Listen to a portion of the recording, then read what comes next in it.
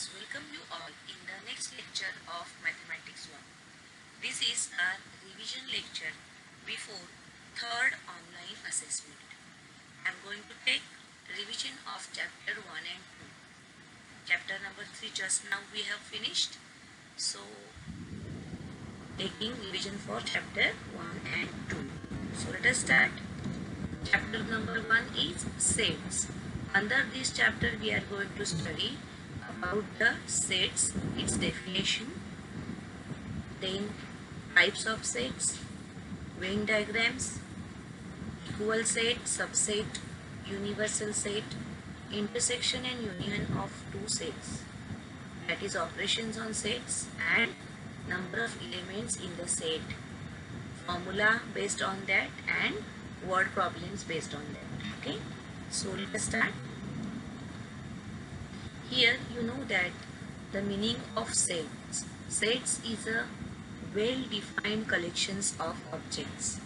That means when we can definitely and clearly decide the objects in the given collection, they are called as sets. For example, students in 9th A class or students in 9th B class, clearly we can make a list of those students. So these are called as what? Sets. Then you know that sets we generally show by the capital letters, capital alphabets, A, B, C, D and so on. And the members of the element of the set are always shown by small letters. Sometimes capital also as per the requirement of the question. Okay. Then if A is the element of set A, then we write it as A belongs to A. This is symbol. See, this symbol belongs to. Means A is a element of set A.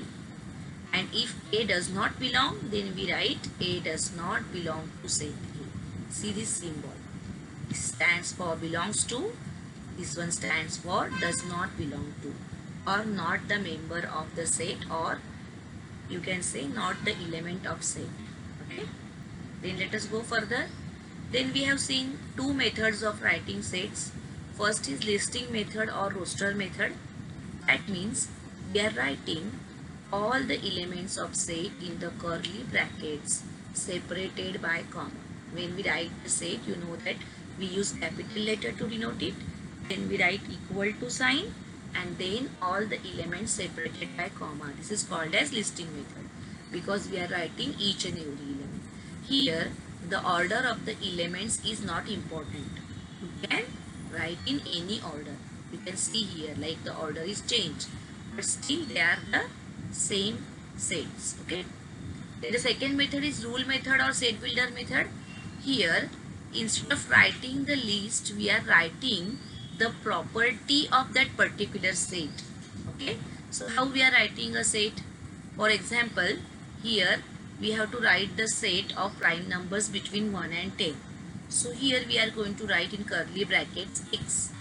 X gives us the general term of that set, and then after this standing line we write down its property. Okay, so how we are going to read it? B is a set of all x such that x is a prime number between 1 to 10, and here always we are using singular term. Okay, we are describing a single element of that set. Okay, so this set you can see it is written in the list form also, prime numbers between 1 to 10. So these are the two methods to write the sets. Next, from this you can solve practice set 1.1, which is done by me. Okay, so you can again revise it, you can solve it. Then the next is types of sets. Depending on the number of elements present in the set, the sets are classified as singleton set, empty set, finite set and infinite set. So see, singleton set, single means what? One. So a set which contain only one element is called as singleton set. Like see here, A is equal to, in curly brackets 2 is written, means only one element is there. A is a set of even prime number. Then empty set or null set means the set with no elements. It is called as what? Empty set. It is denoted by this symbol that is empty curly brackets, or one more symbol that is called as phi. It is a Greek letter phi. Then next is finite set. When the set is null set or the number of elements in the set are limited or we can count them, it is called as finite set. You can see here 1, 2, 3, 4, 5. We can count the number of elements. So this is finite set. And the last one is infinite set. Here the number of elements in the set are unlimited. We cannot count them. They are uncountable. Then it is called as infinite set. You can see here the set of natural numbers denoted by n is a infinite set.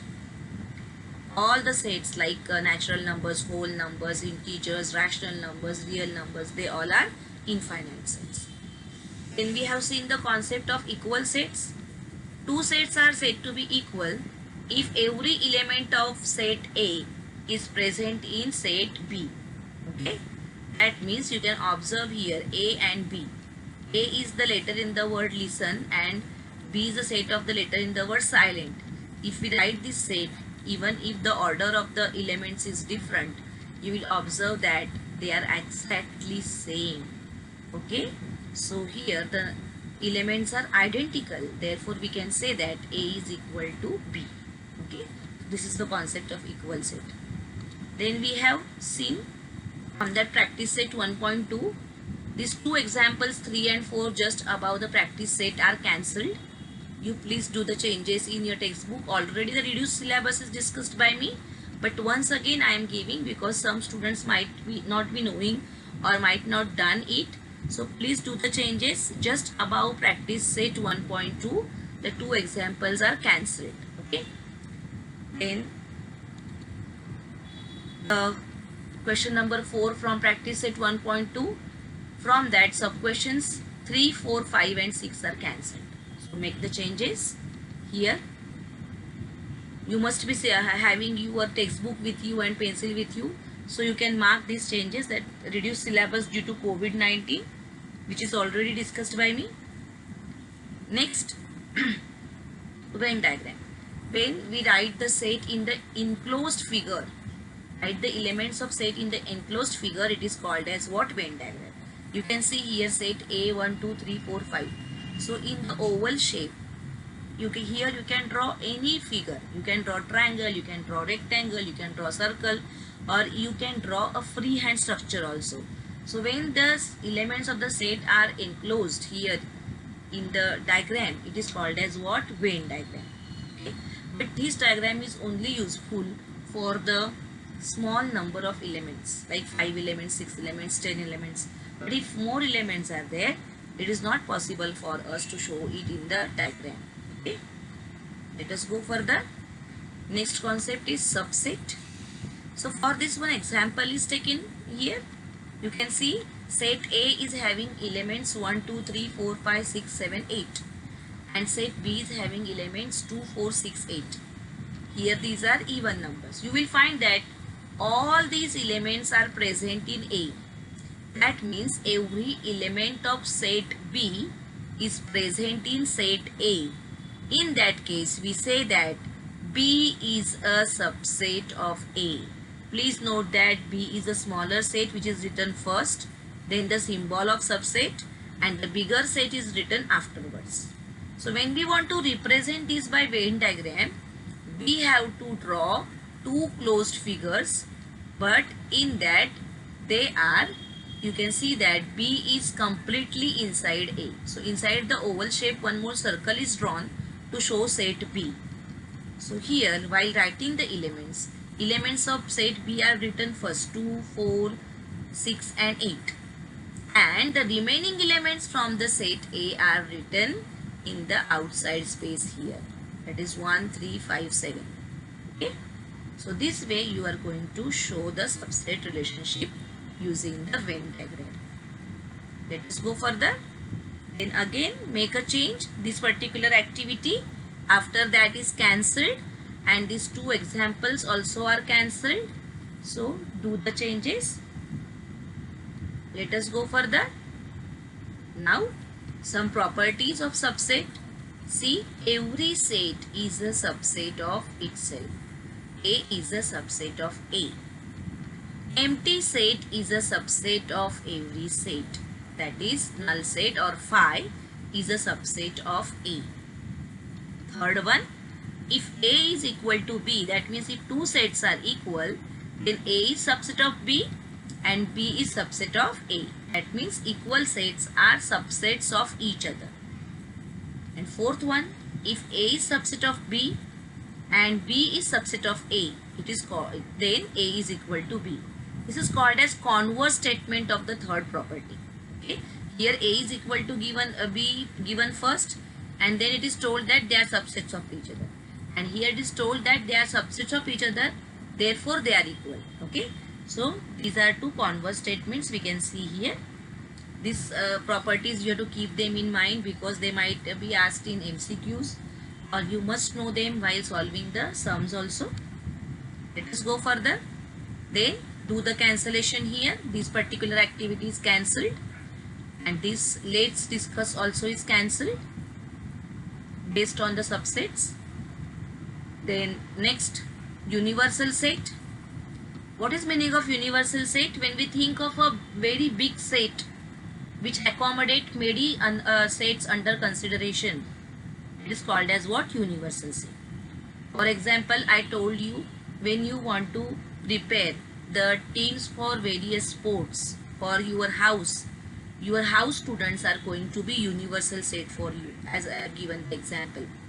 Generally, universal set is denoted by letter U, and in Venn diagram it is represented by rectangle.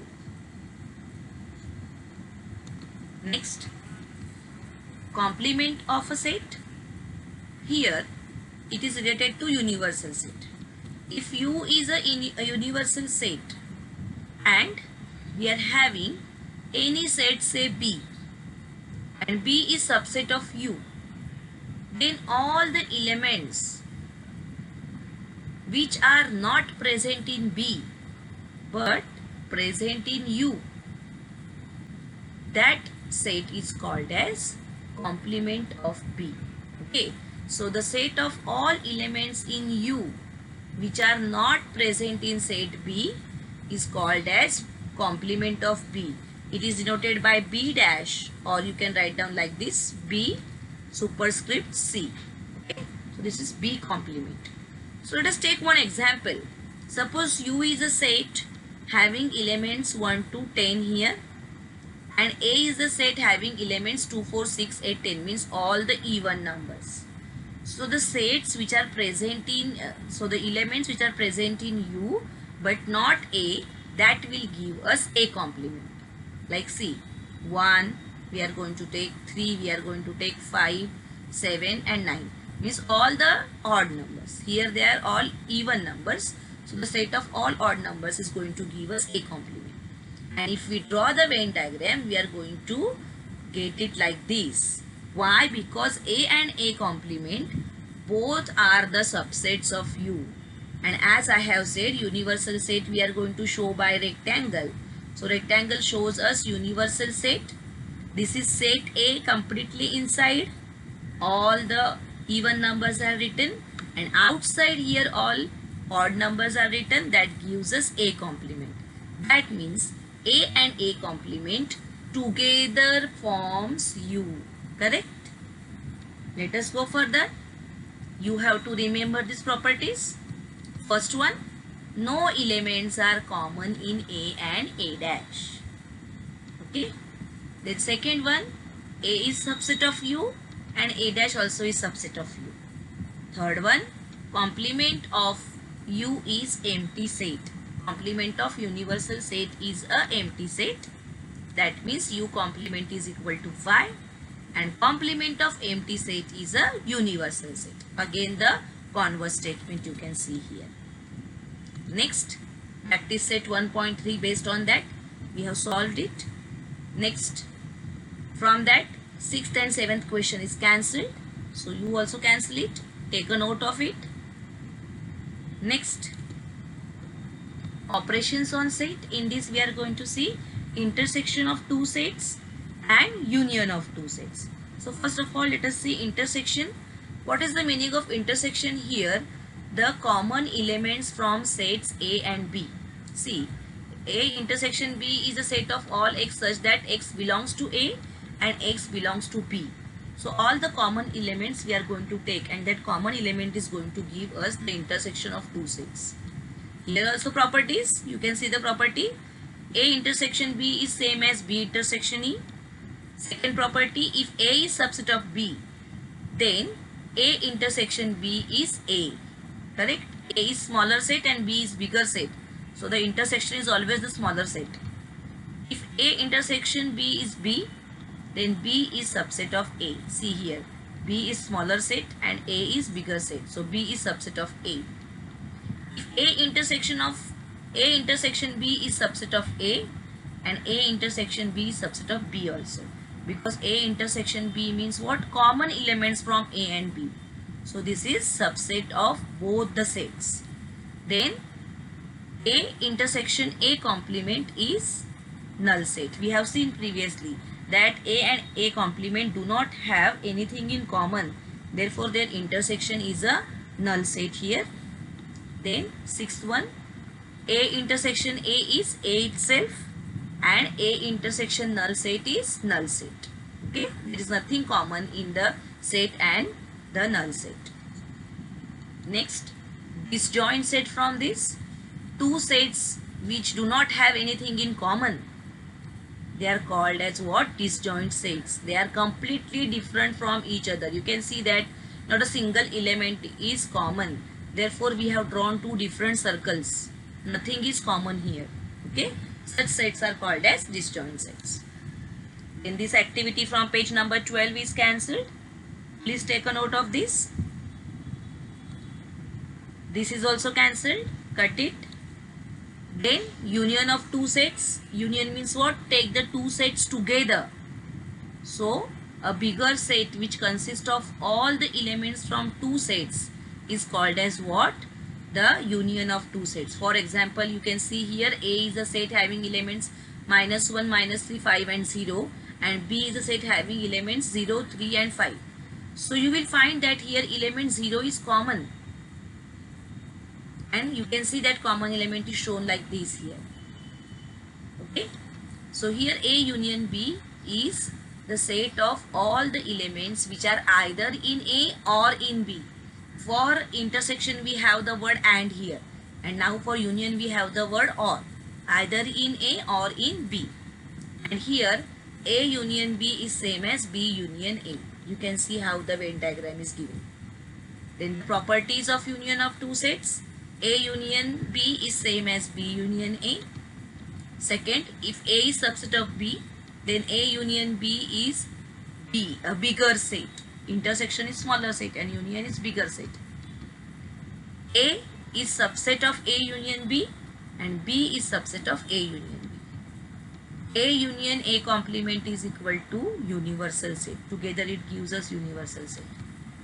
A union A is A and A union of null set is A. So compare the properties of intersection and union and keep them in mind. Let us go further. Then number of elements in a set. So here we have to count the number of elements 1, 2, 3, 4 and 5. So here this set is having 5 elements. So how we are going to write it? N of A is equal to 5. Number of elements in set A is 5. Here you are having 6. So N of B is 6.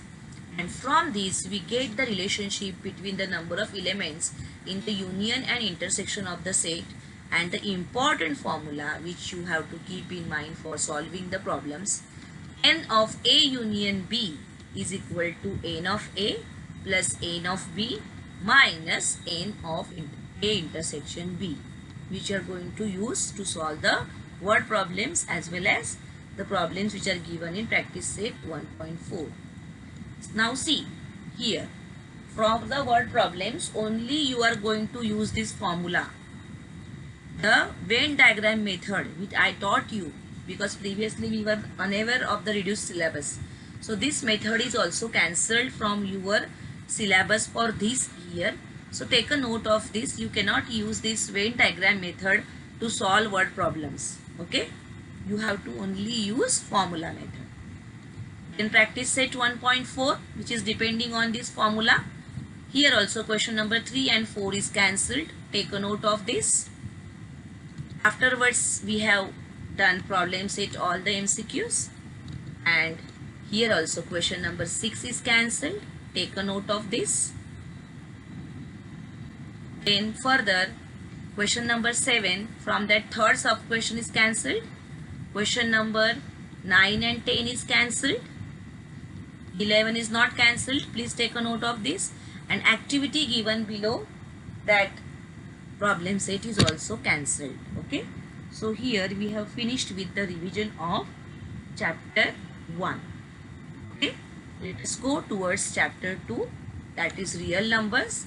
Here we are going to see properties of rational numbers, properties of irrational numbers, then the concept of surd, comparison of quadratic surds, operation on quadratic surds, rationalization of quadratic surds. All these topics we have already studied. Now we are going to revise them. So first of all, we have the order relation on natural numbers. You know that when we want to compare two rational numbers, we have to go for cross multiplication, and from that we have to decide which fraction is greater and which is smaller. So three possibilities you know here. Then the next is properties of rational numbers, properties for addition and properties for multiplication. You have to study these properties. Okay. Next is the decimal form of a rational number. It can be either terminating type or it can be non-terminating recurring type. That means here when we start the division ends. Here the division is never ending, but certain number or group of number is coming again and again. It's recurring. Here you can see that here 2 is coming again and again. And here you will find that number 692307. All these 6 numbers are recurring again and again. So this way, this is called as non-terminating recurring type. So whenever the division is terminating type or non-terminating recurring type, we say that the number is a rational number. And when the division is non-terminating, non-recurring, then we say that the number is an irrational number. In this way, we can solve practice set 2.1 based on this knowledge. Afterwards, irrational numbers and real numbers. See the numbers like these, root 2, root 3, root 5. Okay, these numbers we can show on number line. We have seen that method, how to show them on number line. Okay, so here irrational numbers also we can show on number line. So rational numbers and irrational numbers together we can show on number line, and they are called as what? Real numbers. So what we can say is every point on the number line is associated with a unique real number, and every real number is associated with the unique point on the number line. So here all these numbers are called as irrational numbers. Okay. So now here every rational number is a real number, but we cannot say that every real number is a rational number, because real number consists of rational and irrational numbers. Okay. So here what we can say is a number whose decimal expansion is non-terminating, non-recurring, it is called as irrational. Then this activity is cancelled. Take a note of this number pi activity on page number 23. Then these are the important points about the irrational numbers, that is addition and subtraction of rational number with irrational number is a irrational number. That means if one number is rational and other is irrational, then the addition or subtraction is irrational. Multiplication or division of two rational numbers with irrational number is also a irrational number. But addition, subtraction, multiplication and division of two irrational numbers, it can be irrational or it can be rational.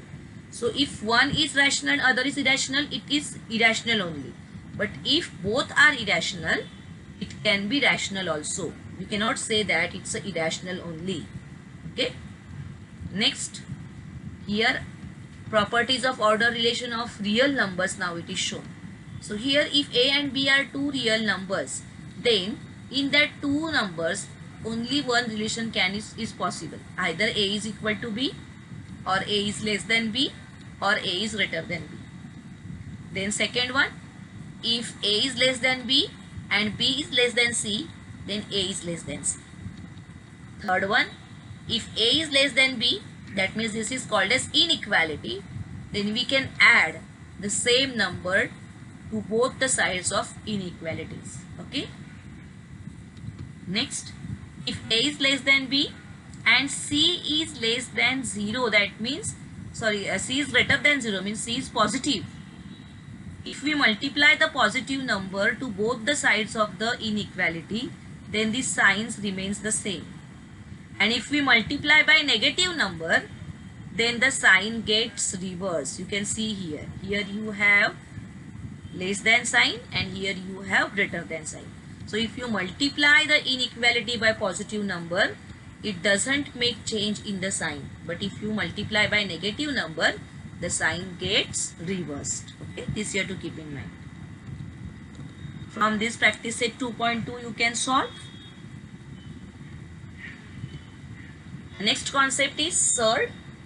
Here you know that the expression nth root of A is called as surd. Here there are three conditions. First condition is n is an integer greater than 1, which is called as order of the surd. So order of the surd should be the integer greater than 1. Inner number, this A, it should be a positive real number, and overall this number should be irrational number. Okay, so here if A is a positive rational number and nth root of A is x, then x is an irrational number, then and then only we can say that A is a surd. Or for example, this particular number is a surd if it fulfills three conditions. N should be greater than 1, A should be positive real number or rational number, and overall this number should be irrational. If these three conditions are fulfilled, then we say that nth root of A is a surd. Now this symbol is called as radical sign, n is called as order of the surd, and A is called as radicand. The number inside is called as radicand. Then from that we have seen simplest form of the surd. So see root 48. This 48 we can split as 16 into 3. 16 is a perfect square, and from that we can express this 48 as 4 root 3. This is called as simplest form of the surd. That means to convert in simplest form, we have to find one factor in such a way that it should be a perfect square. Like for 98, we split it as 49 into 2 because 49 is a perfect square. It's a square of 7, and therefore root 98 we can write as under root 49 into 2, and then separate it. 49 square root is 7, so we can write down here 7 root 3. This is called as simplest form. Okay, these are already in the simplest form, so we cannot simplify them further. Then similar surd or like surds. Here we have to see this irrational part only. You can see here the irrational part is same. Don't think about the rational part or the number which is present just before that radical sign. You have to only observe this radical sign, and if the irrational part is same, we say that the surds are like surds. Like these. See, P root A and Q root A. Inside also radicand should be also same. Then only they are like surds. Okay. And here we have to keep in mind that the order is also same and radicand is also same. Then and then only they are like surds. Further, comparison of two surds. Two surds can be compared if their order is same. So we can compare their radicands inside if the order is same. Then here to compare I showed you two methods. In first method you have to take both the numbers under root and compare. That is one method. Or second method I told you that you square both the numbers to remove that radical sign and compare, then also it will do. any one method will do. You can use it according to your convenience. This way we can compare the surds. Next is operation on like surds. That means what? The simplified surds we can add, subtract, multiply and divide. So the operations like addition, subtraction, multiplication and division can be done on like surds. Now here for multiplication and division, it is not necessary that they should be like. Only their order should be same here for multiplication and division. But for addition and subtraction, the surds should be like surds. That means their order also should be same and radicands also should be same. Then the next is rationalization of surd. When we multiply two surds and its product is a rational number, then each surd is called as rationalizing factor of the other. Like when we do root 2 into root 2, it is root 4 and the answer is 2. So root 2 is called as rationalizing factor of root 2. Okay. From this you can solve practice set 2.3. A very big set which we have solved. Next is binomial quadratic surd. The word binomial, you know, a polynomial with two terms is called as polynomial, or algebraic expression with two terms is called as binomial. Okay. So here for the binomial quadratic surd, the condition is what? That any one term should have a surd with order 2.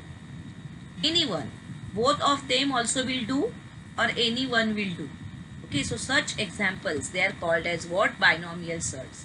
You can see that it is having order 2. Here both the terms are having surds. They are surds and with order 2. Here one is rational number and one is surd with order 2. So such expressions are called as binomial quadratic surds. Now here these two you observe, root 5 plus root 3 and root 5 minus root 3. They are both binomial quadratic surds and they differ only by sign. So they are of type a plus b, a minus b, and when you multiply them you will get a square minus b square. That is 5 minus 3, 2. You are going to get a rational number. So product of these two numbers is a rational number. Such surds are called as conjugate pairs. Conjugate pairs, they differ only by the sign. Terms are same. Okay. So here they differ only by the sign. Such pair is called as conjugate pair. The product of these two binomial surds is a rational number and therefore they are called as conjugate pair of each other. They differ only by the middle sign. Then by using this concept we have seen rationalization of denominator. I told you that if the denominator is rational numbers, it is very easy to do the operations on the numbers. That is why we prefer the rationalization of denominator. Like here you can see root 5 minus root 3. So to rationalize this, you have to multiply and divide by the conjugate pair, that is root 5 plus 3. See, both the places you have to do it. And you simply cannot multiply in denominator. You have to multiply both the places. And from that you are going to get the answer with the rational denominator. Okay? We are not thinking about the numerator. We are only thinking about the denominator. Then from that practice set 2.4, which we have already solved. Then the last part of this chapter is absolute value. Here, see, you know that this symbol, it is called as modulus of x. So here, this gives us the absolute value of x. Now, if x is a real number, then what is the meaning of absolute value? Absolute value of x is the distance from 0 on the number line. Distance of that number from the number line here on the number line is called as what? Absolute value. And therefore, absolute value is never negative because distance is never negative. Okay. So, this is read as absolute value of x or modulus of x, and modulus is never negative here. Okay. So, depending upon the condition provided, you can decide the value of x inside. If x is greater than 0, that means if x is positive, then modulus of x is x. That means if x is positive, then absolute value of x is x plus only. If x is equal to 0, then absolute value is 0. And if x is negative, then absolute value of x is minus x. That means what? The value of x is minus. Okay. If x is negative, then the absolute value is opposite of x. So depending on the condition provided, we can get the value of x. Okay. From this practice set 2.5, which is very easy, we have solved it. Then this particular activity just above the problem set is cancelled. Take a note of that. Then problem set, all the MCQs we have discussed. Now the cancelled questions. From question number 7, 4th and 5th one is cancelled. From question number 8, again 4th and 5th is cancelled. Take a note of this. Okay, so here we end with chapter number 2. So revision is taken by me. I hope you will study well for your examination. Okay students, thank you. Stay home, stay safe.